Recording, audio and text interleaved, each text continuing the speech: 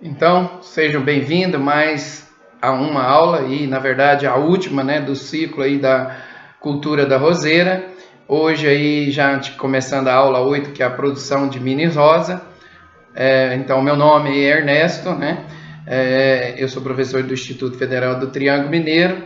Essas aulas todas, então, que nós vamos estar ministrando aqui, ela vai estar à disposição para vocês aí no meu canal do YouTube. Aquele que tiver interesse de terminou a aula, rever a aula quantas vezes vocês quiserem, é só entrar no canal, se inscrever. Todas essas aulas vão ficar à disposição para vocês o tempo todo, sem problema nenhum, né? Para sempre que você precisar estar recordando ir lá. Tá? Então, dentro da produção aí de mini rosas, né, que é um outro mercado bastante específico, né, de rosas, é um mercado que, na verdade, a gente trabalha mais em estufa, nesse caso aqui, estufas normalmente cimentadas, ou estufa pode ser até que não usa o solo, né? Tem gente que trabalha em cima de tijolo, ou coloca tem uma lona específica para estar forrando, tá certo? Então essa produção aqui de vaso, ela normalmente quem trabalha com flores rosas, né, de vaso, a gente trabalha com a mini rosa, que é a rosa menor, né, que normalmente que é usada para vaso, tá? Que ela tem uma característica normalmente até bastante rústica, tanto é que uma boa parte dela pode ser usada para jardineiras, né, bastante usado em jardineira ou no próprio jardim, que ela se adapta muito bem. Né? Normalmente até um número de pétalas um pouco menor, o número da rosa também é um menor, mas o número de variedades ainda é um pouco mais limitado em relação às rosas de corte. Mas cada dia está sendo lançada novas cultivares híbridas aí de mini rosa. Uma boa parte dessas mini rosas ainda são espécies ainda, e elas têm facilidade, né, inclusive são bastante rústicas, e existe uma variabilidade. A tendência é cada vez mais utilizar os híbridos, né, e esses híbridos acabam tendo patente aí para os mais novos hoje também. Tá? Então nós vamos ter a rosa tanto em vaso, né, menores, né, de plástico, e aqui onde você vai estar usando ali 3 mudinhas, né, da rosa para o plantio. O plantio já é feito diretamente no vaso, às vezes até o próprio enraizamento já é feito no vaso, mas o mais comum, os produtores mais especializados compram a muda enraizada e já passa para o vaso aqui 2 ou 3. Mas nós vamos ter os dois casos que nós vamos estar explicando aqui. Né? E para jardinagem, normalmente você faz um vaso, às vezes coloca um número maior de plantas aqui. Esse aqui já é um vaso feito em casa, uma recuperação de um outro vaso. Tá? Mas nós vamos ter vasos, a mini rosa mesmo, a menorzinha, né? A gente coloca 3, é o vaso, a gente tem ele no vaso 12 e no vaso 14, que é o diâmetro aqui da boca, é proporcional à altura, ao diâmetro. Então, a gente, no manejo de vaso, a gente mantém aquela mesma proporção, que é 1/3, se o vaso tem 10 centímetros, aqui no máximo a gente mantenha 30 centímetros de altura para manter o equilíbrio, né, do vaso, senão ficaria difícil até ele parar em pé e tudo. Tá? Em alguns casos de vaso, aí já vasos maiores, aí a ideia às vezes é ter um número maior de plantas e manter ela numa conformação mais aberta, para ficar um vaso ocupando, às vezes que é um vaso maior, mas ocuparia uma área maior, então a proporção às vezes pode ser até de 1:1. Tá? Então vai depender então do mercado que você vai estar querendo atender então ali. Na jardinagem, quando eu uso para jardinagem com vaso, né, normalmente eu mantenho uma proporção menor, que às vezes eu quero colocar esse vaso, normalmente uma varanda, uma área, e eu não quero que isso venha ocupar um espaço muito grande, mas quero muita flor. Na parte de produção de muda, nós vamos ter então aquelas variedades híbridas, todas elas faz-se enxertia de mesa, tá? Isso na Europa, quanto a alguns produtores aqui no Brasil. Aquelas variedades mais tradicionais é feito produção de muda por estaca. Então, os dois casos funcionam muito bem, né? Porque ela tem uma facilidade de enraizamento por estaca maior do que as híbridas, né? De flor de corte, né? Mas na Europa praticamente o produtor faz a enxertia de mesa e já o enraizamento direto. Esse aqui é um produtor de produção de mudas de mini rosa. Ele produz cerca de, nessa estufa aqui, só para vocês terem uma ideia, de 3 milhões de muda ano, tudo com enxertia de mesa. Nós temos aqui essa estufa toda aqui com temperatura que mantém ela o ano inteiro na temperatura de 24 graus a 26 graus nessa faixa, né, que permite o bom desenvolvimento da planta, enraizamento muito rápido. Então, normalmente essa muda fica aqui de mini rosa, no máximo por 30 dias e ela já está indo para o produtor, para a produção final, né? Que o produtor compra essa muda, já passa para o vaso. Nós temos também produtor que já faz o plantio direto da estaca no próprio vaso, mas quando você tem uma estufa que consegue um controle de temperatura, mas normalmente nós temos a especialização desse mercado do produtor de muda e do produtor do vaso, né? A nível de Brasil, às vezes nós não temos essa especialização tão grande. Nós temos aí produtor que tem a estufa e já faz o enraizamento no próprio vaso.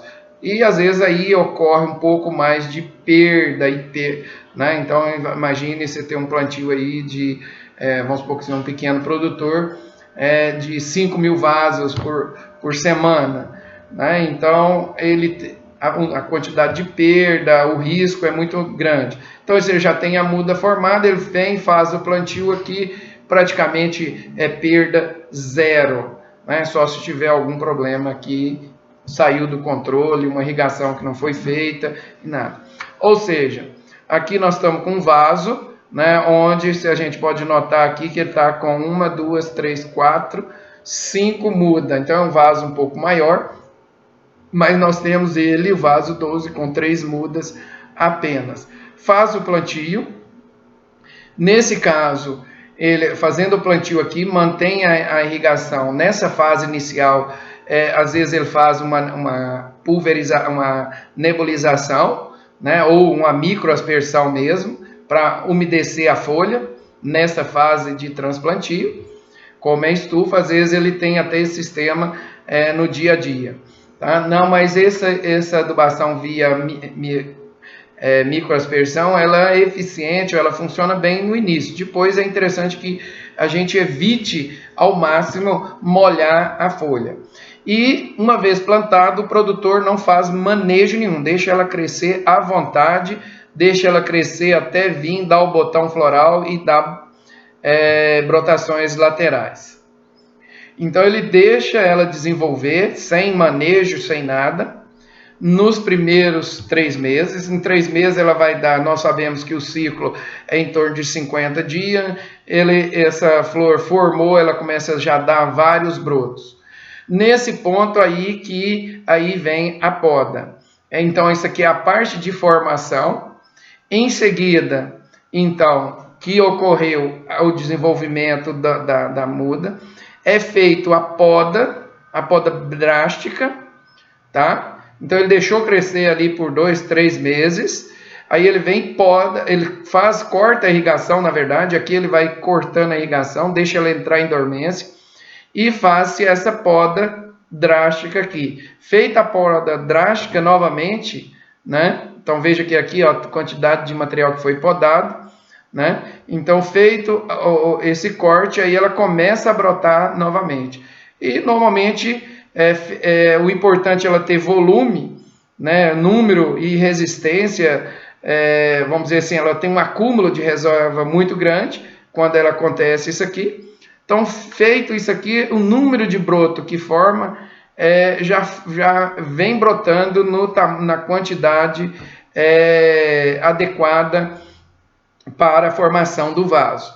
Então, na verdade, ficaria aqueles 3 meses, faz-se a poda, espera-se até a boa formação, né, todos os ramos saírem, e antes de abrir os botões florais já é feito a comercialização, tá certo? Às vezes um ou outro ramo começa a desenvolver em excesso, aí é feito esse manejo, podando ele para ele bifurcar durante a formação ali do vaso, né? Então aqui só mostrando um produtor em grande escala. Então lá nós tínhamos um produtor de muda, aqui nós temos um produtor de vasos de rosa. Normalmente aqui nós temos um produtor de rosa onde a fertirrigação é feita por float, né? Onde isso aqui, a solução nutritiva entra dentro desses, vamos dizer assim, dessas bandejas enormes, e a infiltração por baixo ocorre a adubação, né? Então esvazia-se essa bandejão aqui, vai de um para o outro e faz-se o manejo dessa forma em grande escala, como é esse aqui, né? Então não existe molhamento da superfície do substrato nem de folha em momento algum, né? Então uma solução bem feita, uma adubação bem feita, essa flor praticamente ela é feita 2, 3 pulverização, às vezes preventivo, né? Em alguns até câmaras, né? Então eles têm aqui o sistema onde dentro das estufas pega essa bandejão aqui com os vasos todos para se movimentar aquele lote que já está pronto para sair. E a gente tem também em alguns locais, né, a câmera que pode, esse mesmo que faz a recolhe, tem câmeras, né, que movimentam dentro dessa estufa aqui, e essa câmera faz o escaneamento de toda a área aqui para ver se há necessidade de alguma intervenção para o controle de alguma praga, algum inseto, né? Então é comum, mudou a coloração aqui, está dando uma mancha amarela, chega, ele vai lá a câmera, dá um foco, né, e já entra com o controle através de barras de irrigação. Não, mas só mostrando aqui a automação desse sistema de produção, né, é bastante interessante, né? Então alguns produtores aqui no Brasil já existe esse sistema aqui de manejo para alguns produtores. Para mini rosa eu ainda não tive a oportunidade, na verdade, de visitar, mas provavelmente já tenha algum também, já algum produtor já usando esse sistema de manejo aqui, que reduz, na verdade, a mão de obra muito, né? Então o manejo não fica entrando gente, então automatiza uma série de atividades aqui na produção, e o custo ficaria muito menor. Mas nós temos produtor que trabalha a nível de solo, esse aqui é um produtor, na verdade esse aqui é um produtor que também trabalha com aquele sistema de bandeja, né? Mas também trabalha com flores, produção de mini rosa no chão também. Então, que seria semelhante ao que o pequeno produtor faria, né? Então, aqui no caso, eu tenho um sistema de irrigação e gotejo, né? Vaso a vaso, e faz a fertirrigação por esse sistema também. Nesse caso aqui, nós já estamos com as rosas já no ponto de ser comercializada. Normalmente, a hora que a gente tem aí, a partir de 20% de alguns botões abertos, isso aí já tem que ir para o mercado, né? Para durar mais o vaso lá, né? Então, aqui em termos de adubação, né, é idêntico àquela mesma formulação que é usada para rosa de corte, é a mesma formulação que o pessoal tem usado para mini rosa, o mesmo tipo de manejo. Então, quem tiver alguma dúvida, veja a aula lá de manejo da fertirrigação, a aula 5, né? Onde nós tratamos aí desse tópico fertirrigação. Então o manejo é o mesmo, é só fazer as adaptações aí para a produção de vaso, e o sistema de irrigação se vai ser espaguete, se vai ser gotejo, ou se é floating ou hidroponia, que é a mesma do sistema floating, né? É o mesmo sistema hidropônico, só que a irrigação é feita da base do vaso para cima, enchendo aqueles tanques e esvaziando. Quanto ao manejo de pragas e doenças, né, as mesmas doenças que podem acometer a rosa de corte seriam as mesmas aqui e os critérios também são os mesmos. Então, quem tiver alguma dúvida, né, pode voltar lá na aula de 6, né, sobre pragas e manejo. Então, se você estiver trabalhando no seu dia a dia, o manejo vai ser praticamente a mesma coisa, os mesmos cuidados. Aqui só recordando que todas essas doenças que podem dar lá, né, recordando a questão do TRIPS, que não está aqui, mas que podem aparecer. A ideia, então, é produzir o vaso, né, com uma qualidade semelhante a essa. O ponto de colheita é quando os primeiros botões começaram a abrir. Aqui no caso ele já está sendo comercializado, ele tem apenas aqui 5 botões abertos. Mas a ideia é que depois os outros botões que a gente não está percebendo muito bem aqui, que a durabilidade até chegar no consumidor final, ele consiga então ter uma durabilidade maior. Quando você for comprar um vaso, né, de mini rosa lá, o ideal é você comprar um vaso quando tem um mínimo de flores aberto. Então um vaso como esse aqui, você levando ele para casa, com certeza, né, se você não souber manejar, ou o consumidor final, ele vai ter um vaso desse por 4 a 5 meses florindo na sua casa. Se ele mantiver a retirada do botão floral, ele permanece. No entanto, como o consumidor final, normalmente ele não entende muito de adubação, ou da fertirrigação, ou da adubação em casa, logo com os 4 meses, já começa a dar deficiência nutricional, né? Até com 30 dias já começa a ter, e esse substrato normalmente que é utilizado aqui são substratos específicos para roseira. Nós já temos, quem trabalha com substrato, né, ele já tem um substrato específico para mini rosa, ou você pode também estar preparando o seu, né, obedecendo os critérios, que você tenha um substrato com densidade aí que não ultrapasse a densidade de substrato, que não seja com terra, né? Nesse caso, para venda comercial, normalmente a base de turfa ou a base de fibra de coco, tá? Esse substrato, à medida que você vai irrigando, ele vai lavando e vai dar problema nutricional. Se a gente vê um vaso que já tem alguns dias, já começa a dar sintomas de deficiência. Nesse caso, a dona de casa costuma passar ele para um solo com esterco e terra e ele acaba recuperando ali ou passa para o jardim. Mas a ideia nossa como produtor é que o consumidor final compre esse vaso, fique com ele durante aí 35, 40 dias bonito, jogue fora e compre outro, né? Mas caso você queira recuperar ou manter esse vaso por um tempo maior, aí você teria que fazer algumas adubações em casas, né, para manter a durabilidade, né, que é uma planta, lembrando que a roseira é uma planta perene, então você teria condições de manter essa planta por um tempo bastante longo na sua casa, né? Existe no mercado também, se for a dona de casa, você comprar soluções, né, que vêm próprias para irrigação, ela já vem com a dosagem e você vai colocando no regador e irrigando periodicamente, seria um sistema também. Existe adubos de liberação controlada, onde você coloca a cada 3 meses, você coloca aqui 1 grama, meia grama do adubo distribuído, e isso funciona aí para você ter um vaso bonito por mais de 4 meses tranquilamente, tá? Então, não é o manejo ideal, mas permanece com uma viabilidade bem interessante para a dona de casa aí comprar esse adubo de liberação controlada, né? E funciona tranquilamente. Então seria isso, o vaso estando pronto. Aqui o vaso ele é colocado com uma proteção de plástico também, para ir lá para o vele, né, ou para o mercado. Normalmente você coloca nesses containers, né, para ir para o vele, ou ir nessas caixas aqui, que dependendo do tamanho do vaso, ela vem com 6 ou vem com 5, né, e vai colocando nesse carrinho para facilitar você pôr dentro do caminhão e estar transportando, tá?